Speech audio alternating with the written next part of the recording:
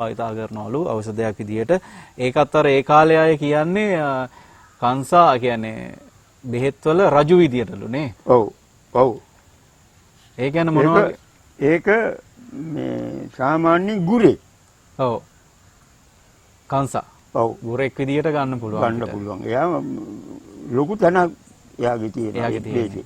ඒක කොච්චර දේවල් තිබ්බත් එයා නැතුව බෑ වගේ තියෙනවා. සර්පය දෙකමට ගන්නවා. ඔව්. නටන කරන්න ගන්නවා.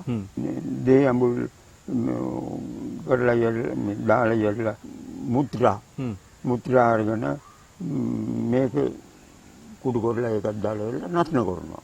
බොණ්ඩ දෙනවා. ඒ කියන්නේ මුත්‍රා අරගෙන මුත්‍රා කලවම් කරලා ඔව් එහෙම බොණ්ඩ දෙනවා. කංසා මේ කලවම් කරලා ඒක මොනවාද? ඒක මේ කියන්නේ ශරීරයේ විෂ තියෙනවනේ. ඔව්. ඒ විෂ ඉහළ නොයන්ද. දැන් උග්‍ර වෙනවනේ. ඒ වෙන්නේ ඉස්සර අරක දීලා මර්ධනය කර ගන්නවා. ඊට පස්සේ වෙන වෙදකම් වෙන දෙයක් වලින් දෙනවා. ඒ කියන්නේ සර්ප විෂයටද? සර්ප විෂයට. සර්ප විෂයට නේ. කතාවක් තියෙනවනේ